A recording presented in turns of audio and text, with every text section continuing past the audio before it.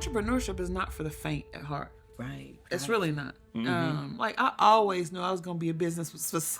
I was going to always do something. So how important is a culinary education or certification to the success as a personal chef? I am so glad you asked me this question. Woo. Let's see. So I went to culinary school. And I loved it. I enjoyed it. I had fun. I was able to cook all day and learn. Did it prepare me to be a personal chef, independent chef, entrepreneur?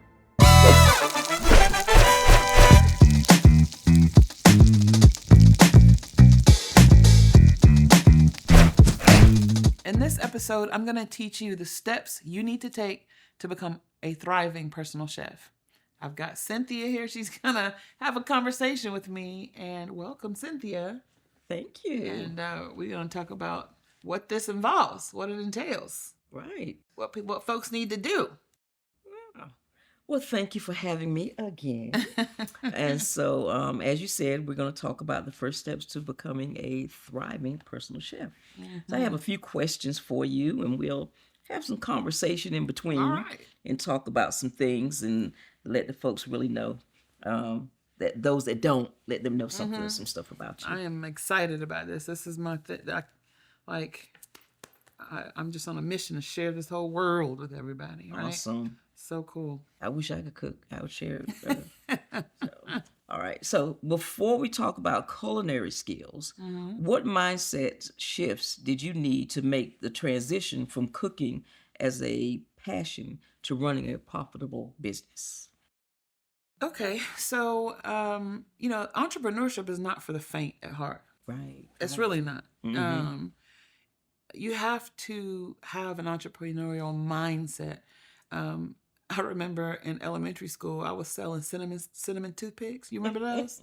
Like cinnamon toothpicks. And then when I was a teenager, I used to make these T-shirts with like fabric paint. My mom would take me to the fabric store, and then she would take me to the flea market to sell them. Like I always knew I was going to be a business. I was going to always do something. Sounds like it.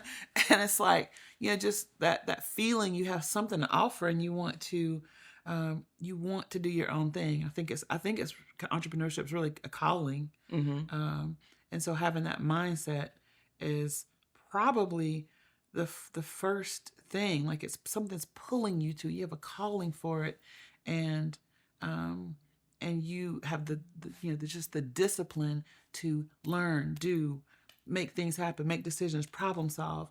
I feel like there are people who, everybody has dreams, right? I mean, everybody has dreams, aspirations, but I think most people dream and talk about the dream, right? They talk about it, and they're afraid of it. They're afraid of the opportunity. They're afraid of the obstacles they're going to face, right? And then you have people who are dabblers, right? We know people who dabble, don't we? And they doing real estate one day, and then they got a car detailing business another day, and then they're gonna be a stand-up comic. You know what I mean? So yes, they love a good dream and a good opportunity, but as soon as they run into a roadblock, it's like, oh, this ain't working. I'm out. They're gonna try something else. So, and then you have defenders, people that kind of like I have to be careful of being a defender. Somebody who really has built something. You've built something. You've come a long way. You've put in some work, and you've achieved something, right?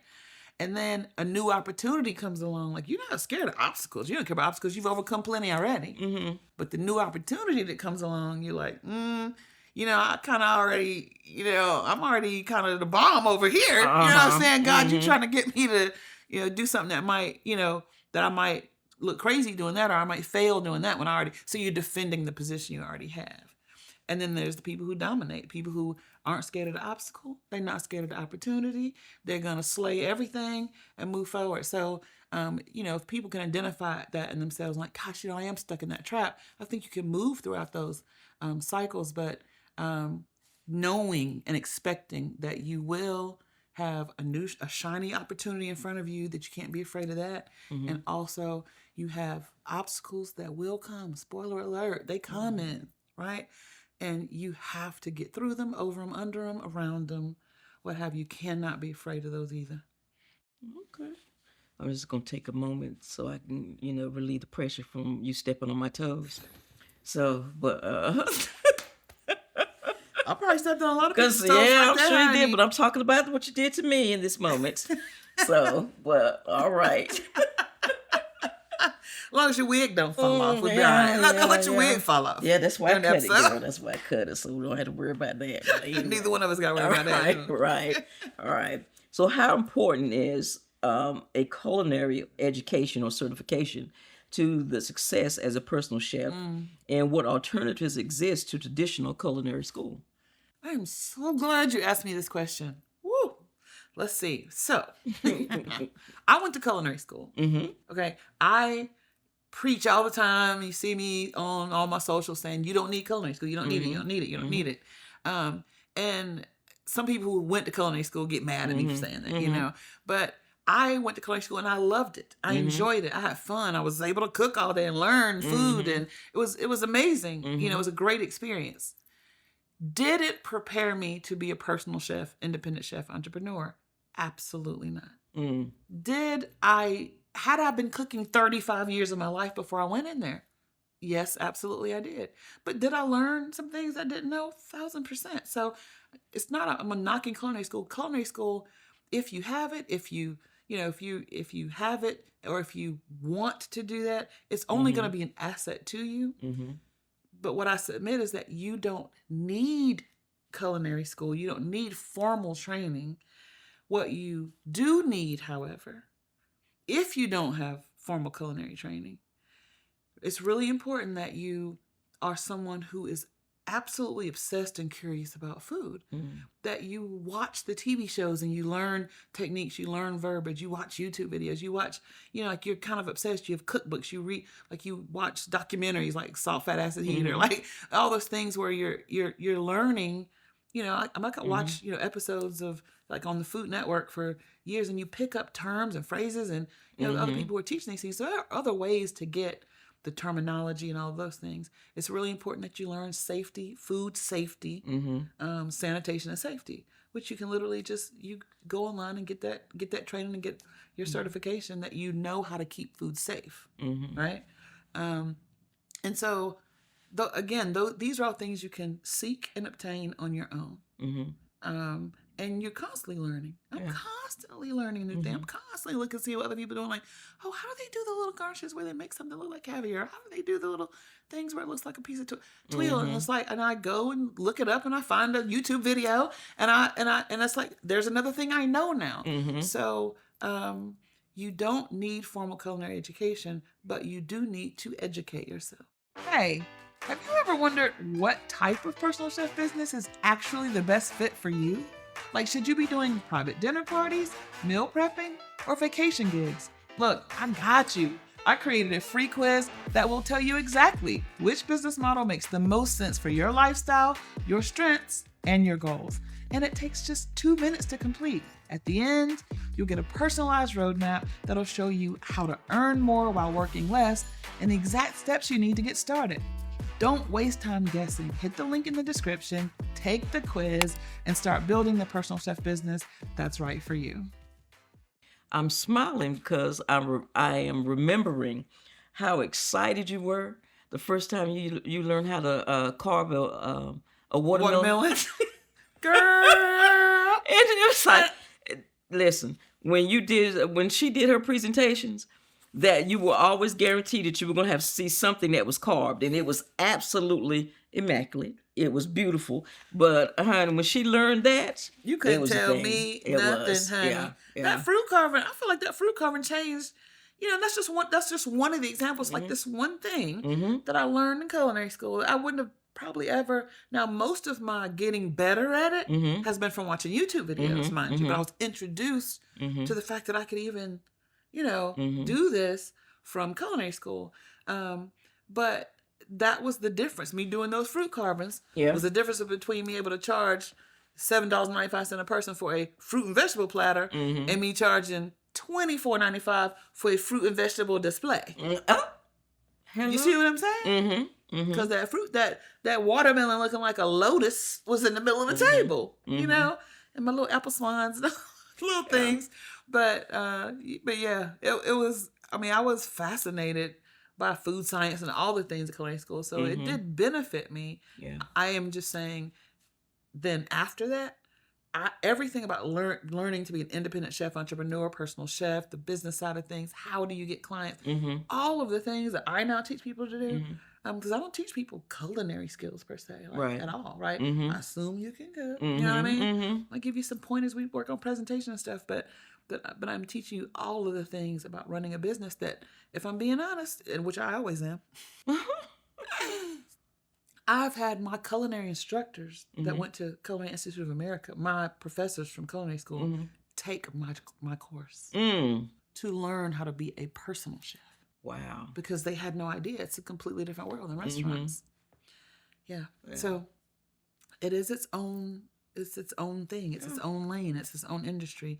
And to operate effectively and to be profitable and create this magic potion. It's like the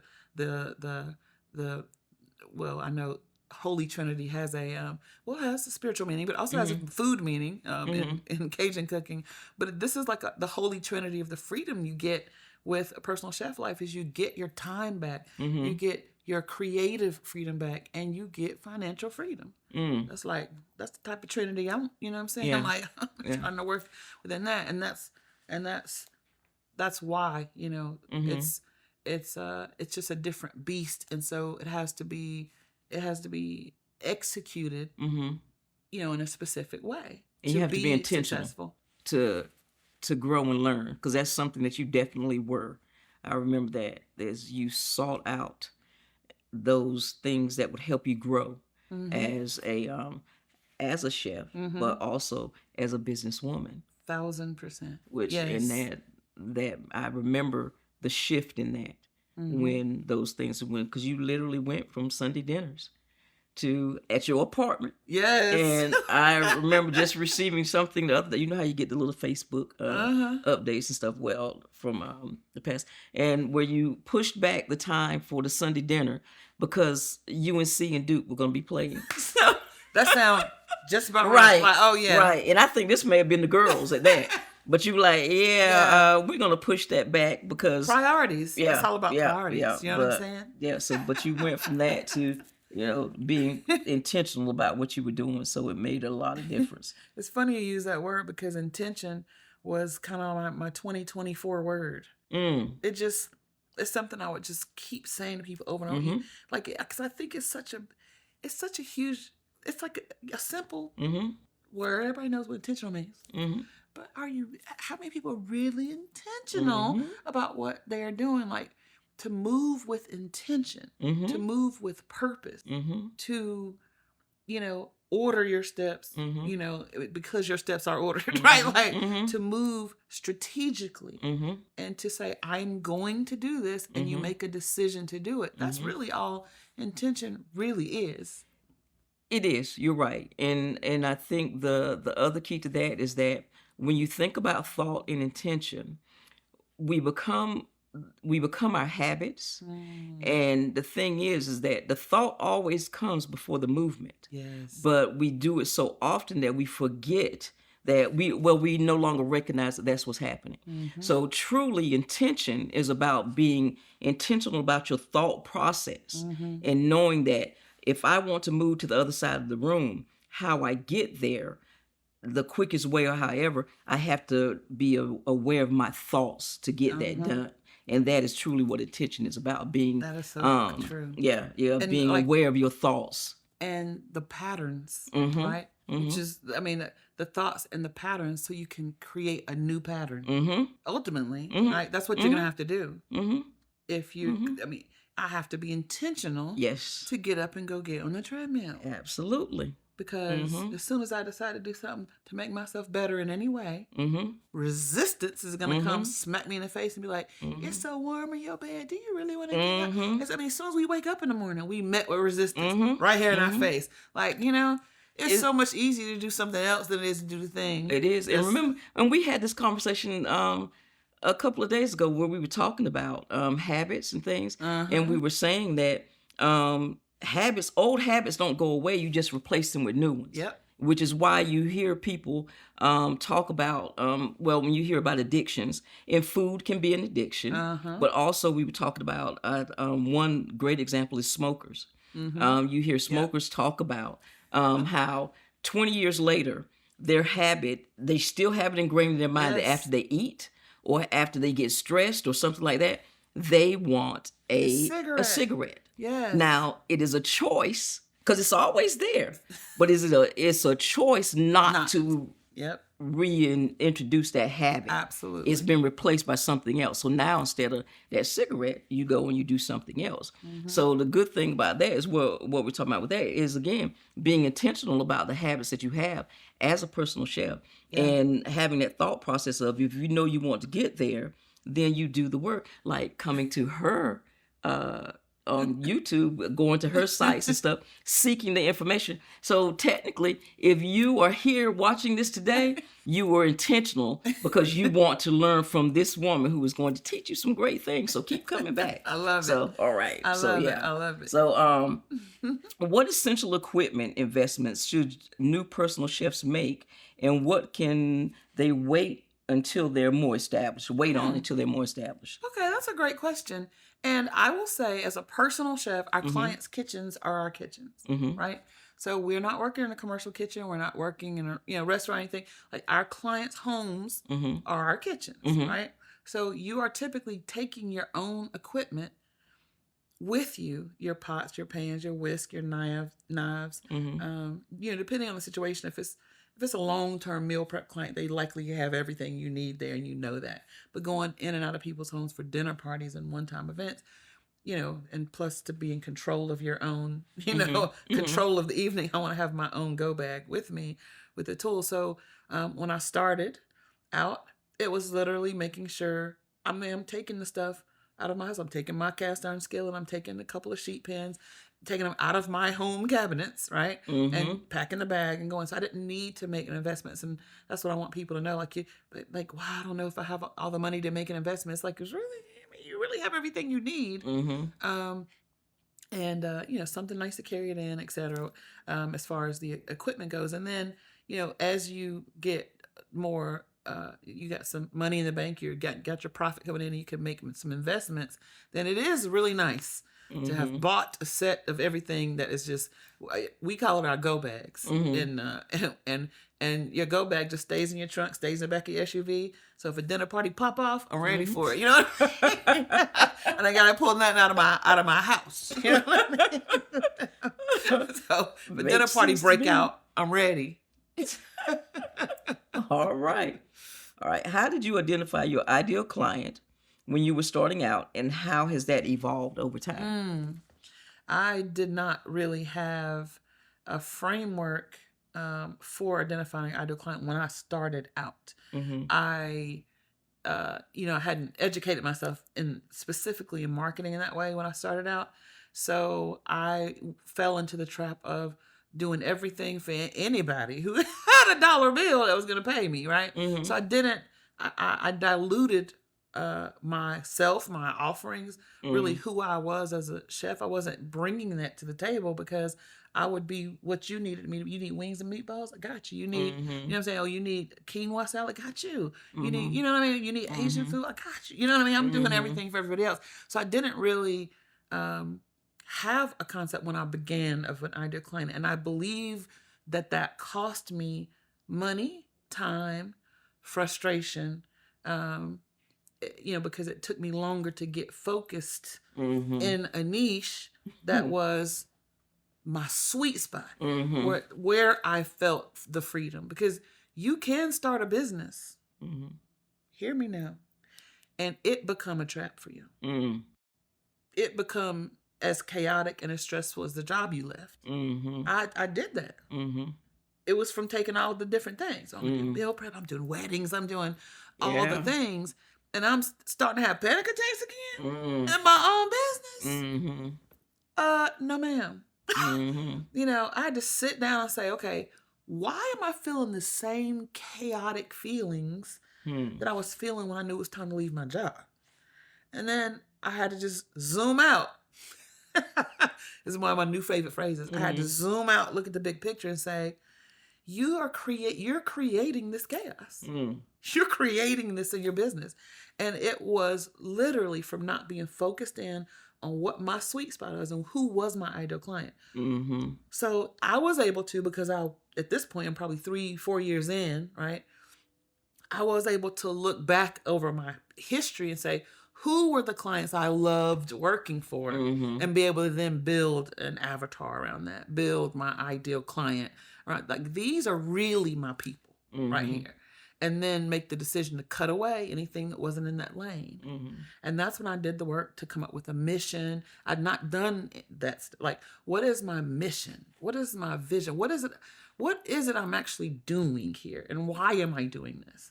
I'm not just doing this to cook, right? There's something, I have to know what my why is. I need to have this definite purpose that I'm trying to fulfill, because otherwise, making money don't feel as good as you think it's going to feel if you are lost, exhausted, stressed, if you still feel empty inside, so the money doesn't fix all of that. So that's why I always say time freedom, creative freedom, walking in your purpose. That's really the payoff here, right? But you have to be intentional about the type of business you're forming, the way you're creating your business, so that you truly are true to your own purpose, your own talent, your own gift. And you have to believe that you have to believe that you are worth that result. Right? Because you'll stand your ground then, right? Right. I don't need to take a wedding. I don't need to take this big catering job, because I believe in my own self-worth. Do you think there is such a thing as an ideal client? Is there? What does an ideal client look like for you? There's an ideal client for anybody in any business. That's marketing 101. Okay. Budweiser has an ideal client. McDonald's, Starbucks, any brand, any business that's doing business as a business, I mean, should have an ideal client. And so that's a process that I take these women through that I'm coaching that they've never thought of before. It's just one of those things. It's like, I've never thought of this before. And it's because I learned the hard way, and so the ideal client is, who is it that, because it has to match both ways. They have a problem that I can solve. That's they have to have a problem that I am able to solve for them, because that's what's going to create this business relationship, right? They also, it needs to be a situation or a person that I feel like I'm in my sweet spot and I'm fulfilled. Like, I'm going to meet their need. They're also going to meet mine, right? Somebody I want to work with is in a sweet spot. And I'm able to build what I call a unique, it's not what I call, but it's called your unique selling proposition, right? For this person. Like, I can uniquely solve your problem because you're my ideal client. If you're not, probably several people can come in and solve your problem, but I'm actually uniquely qualified to solve my ideal clients' problems and serve them in my highest capacity. And so, there's a whole process for identifying your ideal client and, really asking some questions. And you really do boil it down to like a person. It's almost like having a mascot that represents the team. It's like your ideal client is like your mascot that represents all of the people who are your ideal clients. And so you just focus all your messaging, all of your service, you focus everything towards meeting the needs of that person, that one person that represents your client base. And when you do that, how people say there's riches in the niches? There is, because when you focus in your absolute lane, you in your lane, you know what I mean? Then it's like, my lane happens to be the express lane because I like to drive. So I don't want other people in my way.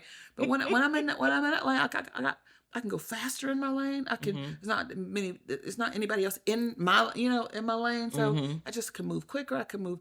I'm happier. I can relax a little bit when I'm in my own lane. And that's how you find that, defining your ideal client. So every business owner in any industry, that should be one of the first things that you do before you even craft your services. Figure out who it is you're trying to serve. Okay.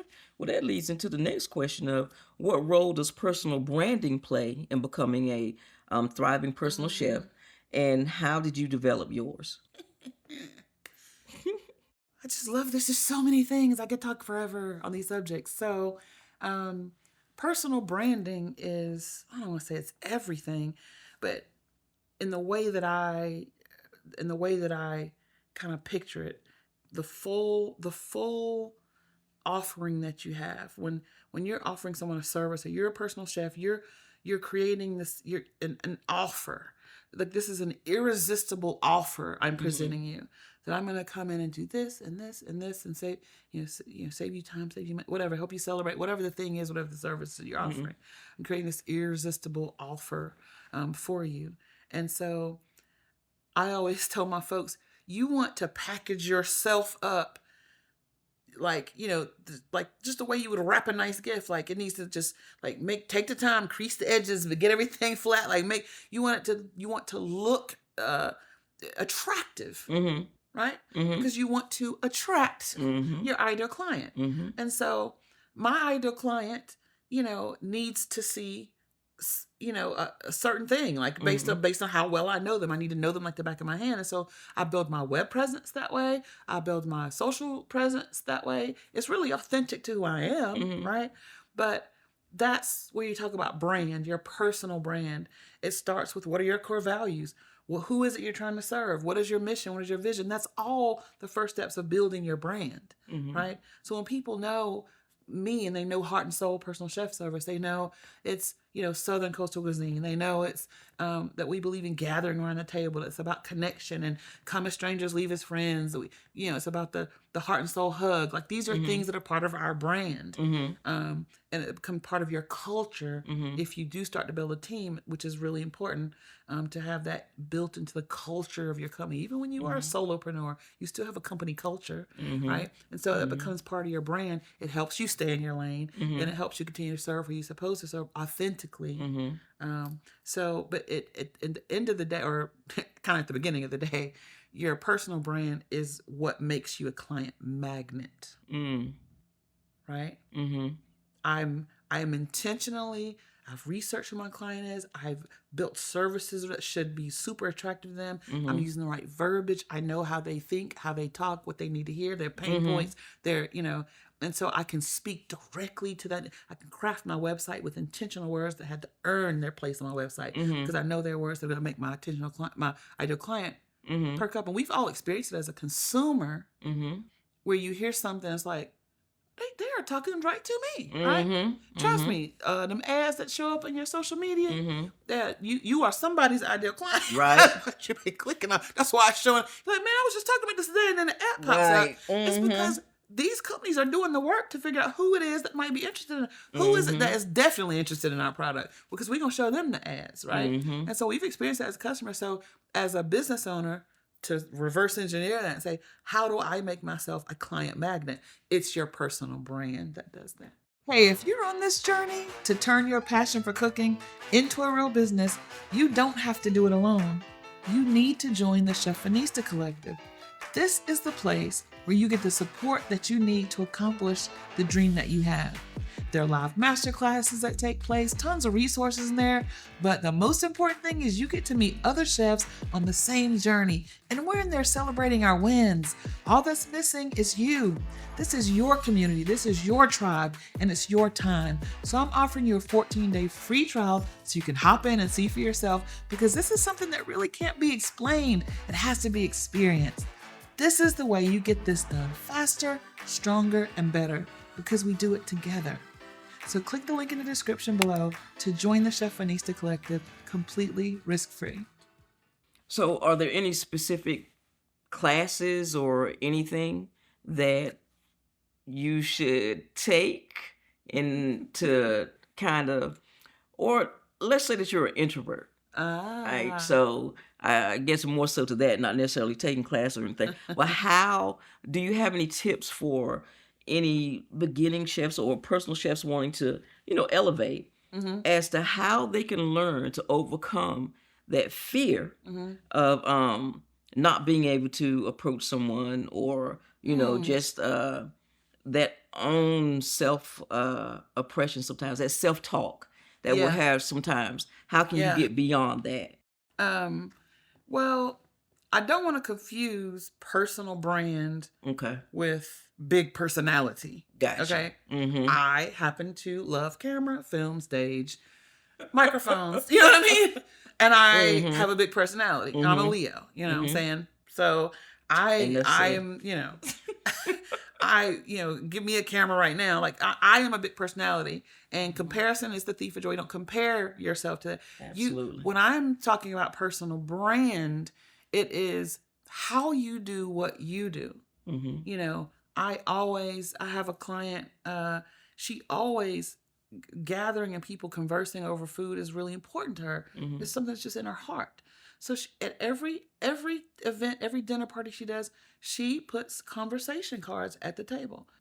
That people sit down, and, granted, some of these people know each other probably already, but when's the last time they asked themselves, like, what's the thing you're most afraid of? What's the thing you're most proud of you did last week or whatever?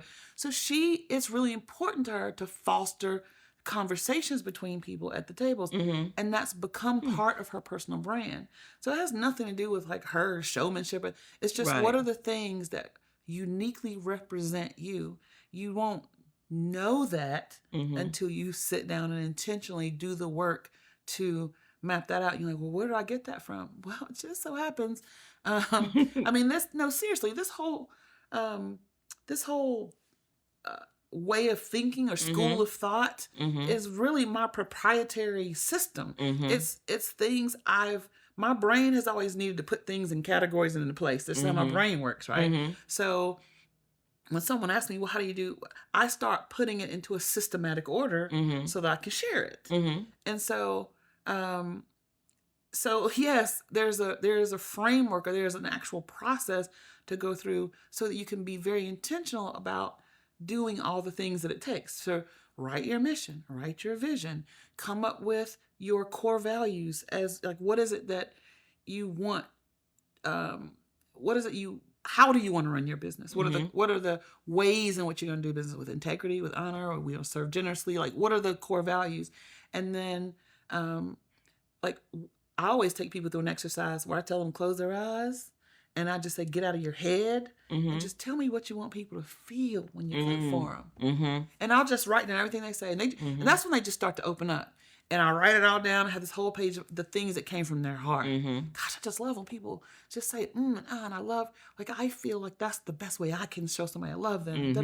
So I take all that information down, and then, we might put it in AI and let it say, take what came out of this person's heart, this woman's heart, and give us 10 mission statements to choose from. You know what I mean? Yeah. And a lot of 9 times out of 10, it'll come up and I'm like, what? Like, it put everything she was feeling into this statement. And she's like, what? Like, this is why this captured exactly why I do what I do. Right. And so, we do that, and we go through those iterations of, okay, well, I got this. So then what's the next step? Now you go into your ideal client. Well, what's the next step?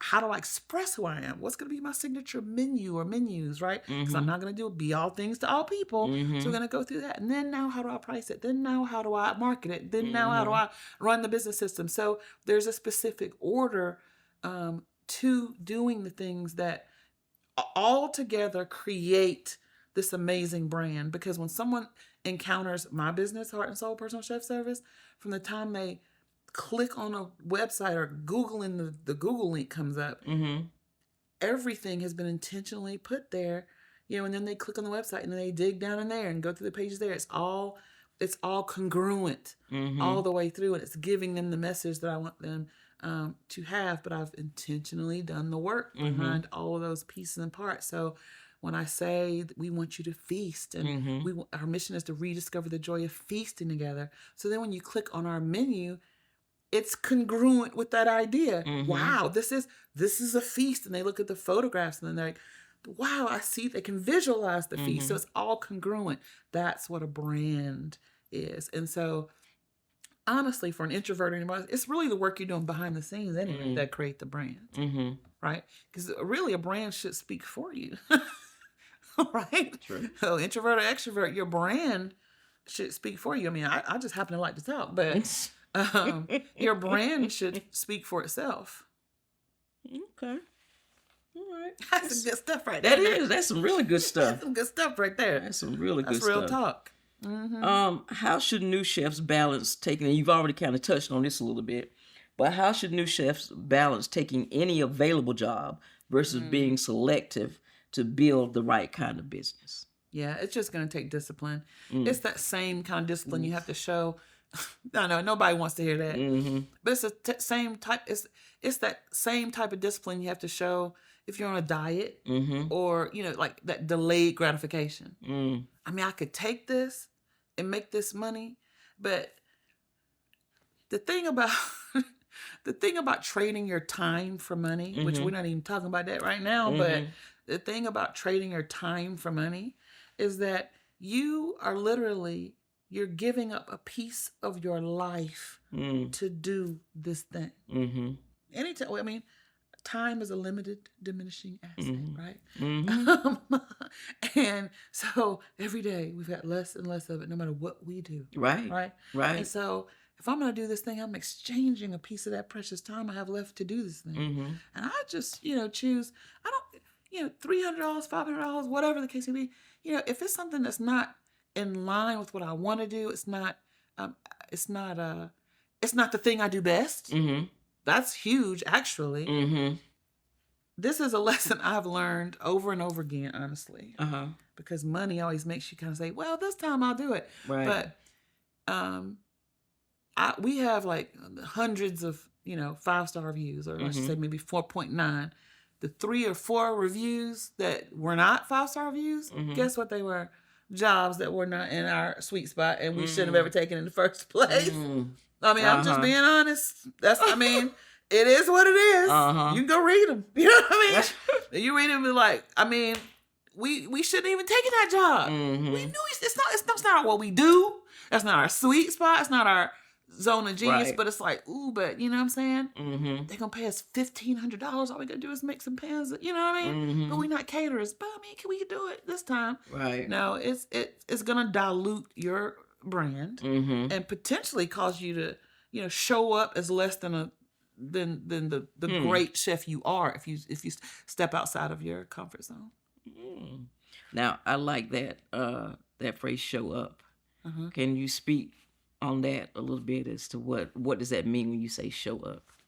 It is what I like to say as I call it when I talk to women and I'm talking about the deeper purpose in what we do, like the deeper meaning and how, like I always say, it's something that my very good friend Brandon told me that God told him to tell me one day years ago. And he said, God, I was in my prayer time and he told me to tell you that don't underestimate the spirit of hospitality, because it's in the environments that you create that people are able to heal, to bond, that important ideas are able to be exchanged. In the environments you create, people are able to remember that they are kings and queens. And what do? They feast, right? And so it came straight from God through Brandon to me. And so when I'm talking to, these chefs about like, this is like a deeper purpose of what we are doing. And because it's mostly Black and brown women, and I'm relaying that part of it, because we are going in and we're doing this amazing 11-star experience. Same as anyone else that would go in and do an amazing, chef job, right? But we are actually bridging cultures. We are bridging a gap, unspoken, gap that might exist in perception or what have you. I mean, and obviously, folks see my face on a website and they know who's coming in the house before they invite to the house. So they're not, it's not like there's an issue or anything like that. But there's an exchanging of just anytime you are in a situation where you're getting to experience someone at a deeper level where you start to eternalize them. Does that make sense? What I'm saying? Like I now see you not as an opinion, not as a number, but I see you as an eternal being now. So I can lean in and listen to you and really hear you and not dismiss what you say immediately or jump to conclude, but I can really hear you because I have seen you, I've eternalized. I've seen you as an eternal being. I know I'm getting deep, but it's a spiritual connection. And so when you're feeding someone and they're celebrating and I'm operating in complete excellence and my staff is operating in complete excellence, and most of my staff, not all, looks like me, right? And I've had comments where I know people might say they're backhanded compliments, but I don't think people don't mean any harm. But they're like, man, you guys are really professional people. Do you know what I mean? And that might it kind of has like an undertone to it, but I don't think there's any harm in it. But sometimes it might be a surprise, right? Sometimes we're breaking some false beliefs, right. And so to your point. When we show up, and my parents taught me this from a little girl, especially being a preacher's kid, we had to show up shining like a new penny every time we showed up anywhere. I'm actually trying to break some of that, right, to try to show up as authentically as I am. But at the same time, we do have to be very intentional. There goes that word again about just the way that we present ourselves and the way that we carry ourselves. If you want to work with high-end clients, high-end clients come in every shade of brown, from the very lightest to the very darkest, right? And so because no one's actually any other color but a shade of brown, right? But high-end clients come in every race or demographic. But if you want to work with high-end clients, you need to show up in a way where you are presenting yourself as a high-end chef. Like you're organized, you're professional, you're on time, you can just have a conversation, and you are, just that you can have that flow, and then it just breaks down some walls. So I do think that what we're doing, I always say it's more important than the food. I always say it's not even sometimes about the food. The food is kind of the medium through which we are, fulfilling our mission. And that's our talent is getting us in the room, right?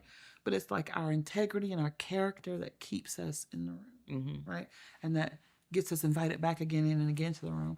And so, I think what we're doing in general is just way more important and way more impactful, I think, than sometimes... like we think we just cooking. Okay. And it's quite more than that. You are watching this because you know there has to be more. You're tired of cooking your heart out without seeing it in your bank account. Maybe you're thinking you need a culinary degree, or that you'll have to work 80-hour weeks in a restaurant first. I'm here to tell you that that's simply not true. I was just like you, stuck in a corporate job at 40 years old, dreaming of turning my passion for cooking into something more. Now I run a $500,000 a year personal chef business, and I've been featured in Forbes magazine and Ebony and even on the Food Network. But here's what really matters most. I've helped hundreds of other passionate cooks just like you do the same thing. No culinary degree required, no crazy hours, just a proven system that works. That's why I created the 5-step personal chef Kickstart strategy. This guide breaks down exactly how to build a business that gives you freedom, create experiences clients can't resist, craft an irresistible online presence, land your first high-paying clients, and start making money doing what you love. No fluff, no theory, just the exact steps I use to build my business and that my students are using right now to build theirs. Click the link in the description below to get the 5-step personal chef Kickstart strategy. Do not let another day go by wondering what if. Your future as a successful personal chef starts right now. Okay, good stuff. What key performance indicators should new personal chefs track from day one to ensure they're building a thriving business? I'm looking like this because KPIs gives me trauma, PTSD from corporate America. I don't want to talk about no KPIs. No, but for real. What was the question? I heard key performance indicators. I just checked out. I thought I was back in a boardroom somewhere. I'm like, oh my wait, goodness. what? No, seriously. Yeah. What? What key performance indicators should new personal chefs track from day one to ensure they're building a profitable business? Wow. Okay. Well, um, that's a great question. I mean, I'm going to start with like the actual numbers. If we're talking about building a truly profitable personal chef business, you're going to have, if you've done the work, especially if you did the work with me, you're going to have built into your pricing, you will have built into your experience, you will have built profit in from you. Like the number you give it's a profitable number for you to operate in. So the types of numbers that you do need to be able to make decisions about your business are going to be like, what are your costs, what are your overheads, what are you spending money on, like what is your business investing in, and keeping that separate from your personal finances is huge, so you can keep track. If you want to get very specific about what your supply cost is, it might be an estimate for the first few months, but after the first few months you should have real numbers to be able to plug in and say, okay, these are actually my supply costs, right? And then how long is it actually taking me? I estimated it would take 7 hours to do this job. How long is it actually taking to do the jobs? I have a sheet that I give my folks. It's like it's almost like a profit and loss statement for a specific event, right? To even see if a specific event was profitable and how profitable, right? And then you can start to look at your class of services. Let's say I have dinner parties, I have meal prep, I have cooking classes, and I have vacation chefing. I should know which one of those is my most profitable arm of my business. So, and all that is just I need to know the numbers. I honestly hate numbers. I'm not a bookkeeper, I'm not an accountant, but you have to know them in order to make decisions. The reason I got rid of my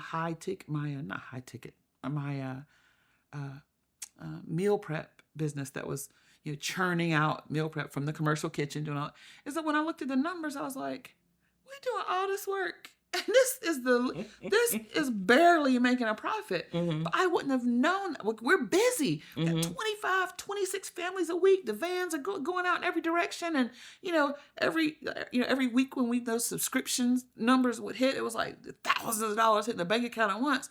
But then when you hit that payroll, paying out that van insurance and all that stuff, and it's like, wait a minute. You know what I'm saying? For all of the energy that went into it. And it was the very least profitable part of my business. So it made it very easy for me to let that part of the business go. And then start seeing a higher overall profit. Now I know I'm getting into the numbers, but I mean, these are the things you have to be able to track in your business. And I would just say you're a small business, you're a solopreneur to start, but at a minimum, you should know your profit, what profit you're seeing.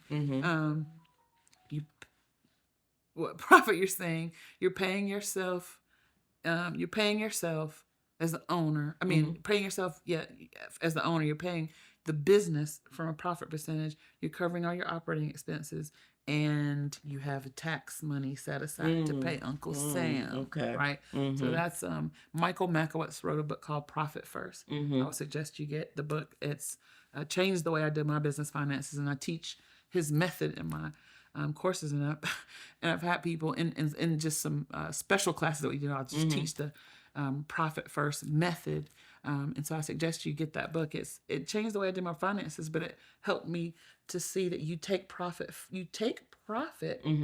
first. It's just the opposite way that we've been taught. Right. It's like you spend, and then you see what's left and say, well, that's my profit. No. Like, you make $1,000 and you know that you want 10% profit. You take that $100 and put it in a bank account labeled profit. Now you got $900 left to work with. 30% is going to owner's pay. Pick $300, put it in your owner's pay account. Now, you got $600 left in your income account. You got to take 15%, put it in the Uncle Sam account, right? So now you got $150 over there. Now you got your profit. You already made your profit. You've already paid yourself. You've already set aside for Uncle Sam. And now this is the bucket we have left in which we need to operate.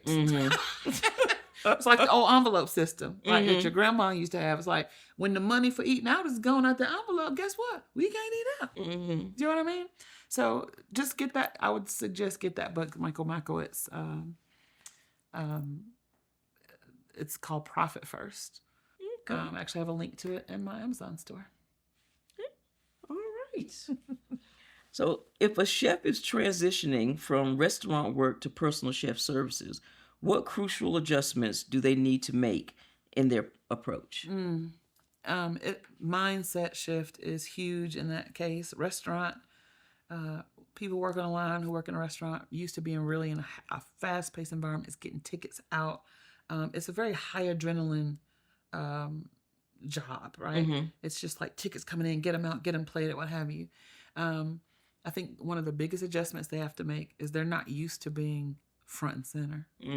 They're not used to the fact that what we do as personal chefs can be a little performative, right? Especially if if you're going to announce courses tableside, you don't have to do that in a restaurant. You know what I'm saying? Right. The server may take it out and may tell them what it is or what have you. Hello. In really great restaurants, really great, like Michelin star restaurants. The servers will explain, well, this is this and that and other. The chefs don't come out from the back, and so it's an adjustment to realize that you are the one that's you have your servers at the table, set the plates down, but you are the one that is front and center. You are the brand, and you are actually having to be personable. So that can be sometimes a difficult adjustment to make from switching from a restaurant to a personal chef. Okay. So, the kind of give us a summary, I guess you could say, of the first step to becoming a thriving personal chef. What would you say is the single most important thing when starting that journey or being on that journey that a personal chef needs to be aware of at all times? So someone who is starting, they want to become a personal chef. This looks like a great life. I'm like, I can cook. First of all, make sure you can cook. Make sure you can cook. You know what I'm saying?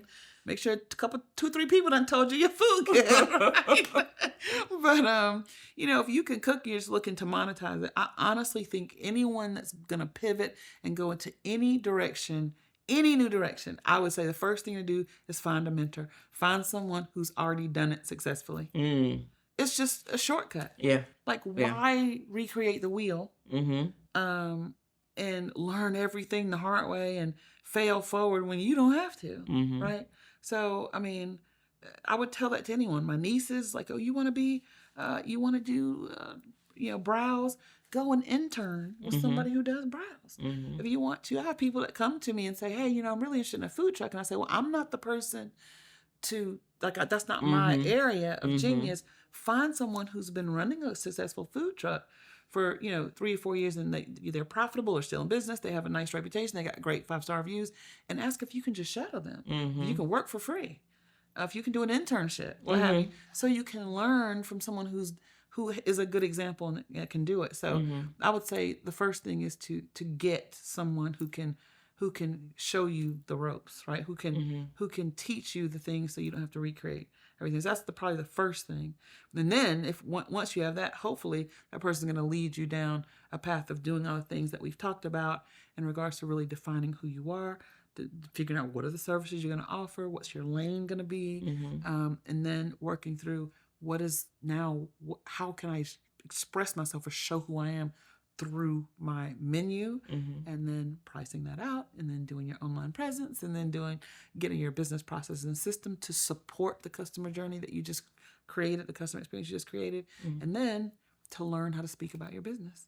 Like, those are the steps in my process and my system, and that prepares people very well for every practically, and also logistically. So that I've already pre-thought out these things. I've experienced them for 15 years. And so for someone to come in and just get all that, to see how it works and see how things are done, and then they can let their creativity take over and just build their own amazing whatever. But they've got the baseline, they've got the foundation of a solid business that is ready to scale, right? Ready to grow because it was made with intention and has process and systems in place. Which means you will be able to clone yourself and your business will be able to grow. If you're operating in chaos and you don't have systems and processes in place and you're winging it, you will always be the one that has to do the work. Yeah. That's good stuff, Chef. Appreciate it. Thank you. Appreciate it. So, well, yeah, I think that's it for me as far as questions. Thank you for allowing me to sit in your presence Well, hopefully, and gain this knowledge, and hopefully we learned a thing or two. I think so. So, with that being said, tell the people how they can get in touch with you, how they can find you. Thank you so much for watching this episode of The Feast. If you want any information about my services, my coaching, any of the programs that I offer, please just check the description beneath this video. And as always, like, share, and subscribe to my channel. I'll see you in the next episode.